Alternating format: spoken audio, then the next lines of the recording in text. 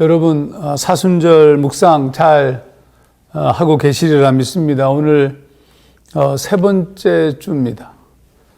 세 번째 주는 우리 사순절 묵상의 세 번째 파트로 시작하게 됩니다. 세 번째 파트가 자기를 비우시다. 자기를 비우시다 부분은 예수님의 케노시스에 대한 얘기를 좀 하겠습니다. 빌립보서 2장 5절에서 8절 말씀이 매우 중요한 부분인데 그 중에 6절, 7절 상반절 그는 근본 하나님의 본체시나 하나님과 동등됨을 취할 것으로 여기지 아니하시고 오히려 자기를 비워 종의 형체를 가지사 사람들과 같이 되셨고, 원래 우리가 제된 존재입니다. 먼지와 같은 존재입니다. 그리스도 안에서 우리가 존재감을, 권위를 갖는 이유는 우리가 제된 존재이지만 예수를 믿음으로 하나님의 자녀가 되었기 때문입니다. 자, 그러면 여기서 이제 중요한 부분이 발생하는데 우리의 하나님의 존재됨은 그리스도 안에서만 이루어지는 거죠. 그래서 우리의 시선이 언제나 그리스도를 초점해야 됩니다. 또 그리스도를 닮아야 하는 거죠. 그래야 우리는 이 땅 위에서 하나님의 자녀로서의 어떤 권위를 찾을 수 있다. 그러면 어떻게 그리스도를 바라보고 그리스도를 쫓아갈 것인가? 그것을 이제 주님께서 우리에게 보여주셨어요. 그게 바로 성육신입니다. 빌립보서 2장은 바로 바울이 그 성육신의 얘기를 매우 구체적으로 설명하셨습니다. 근데 그 핵심이 무엇이냐면 이 부분이죠. 오히려 자기를 비워. 자기를 비우다. 비우시다의 뜻의 헬라어는 그 동사는 케노, 명사는 케노시스. 근데 이 케노시스의 의미는 무엇이냐면 아무것도 스스로 아무것도 아닌 것이 되시다라는 뜻입니다.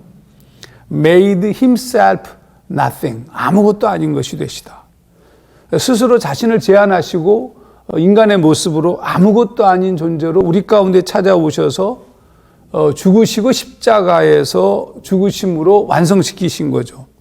굉장히 중요한 것입니다. 비우심으로 시작된 예수의 케노시스는 낮추심으로 사셨고 결국 죽으심으로 완성되었습니다. 빌립보서 2장 7절에서 8절 말씀, 오히려 자기를 비워 종의 형체를 가지사 사람들과 같이 되셨고 사람의 모양으로 나타나사 자기를 낮추시고 죽기까지 복종하셨으니 곧 십자가에 죽으십니다.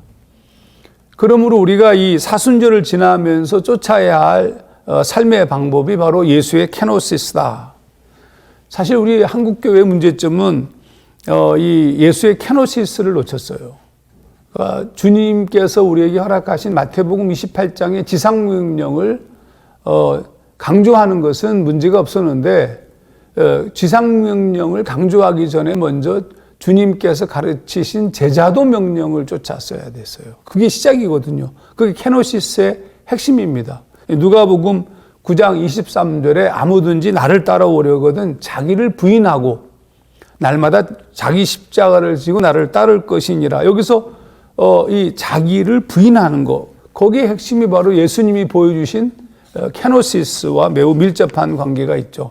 그러므로 우리 사순절을 지나면서 이 세 번째 주, 이 케노시스적 삶을 좀 실행하고 또 움직이는 시간이 되었으면 좋겠다. 그래서 이제 총 3번씩 비우심에 대한 묵상 3번, 또 낮추심에 대한 묵상 3번, 죽으심에 대한 묵상 3번, 총 9번에 걸쳐서 이번 주와 다음 주에 이어서 계속 이 케노시스 묵상을 하고자 합니다. 우리의 삶에 대한 내 중심적으로 나를 사랑하고 내가 주장이 되었던 삶에 대한 것을 내려놓고 예수의 케노시스를 깊이 묵상하는 그런 시간이 되기를 바랍니다.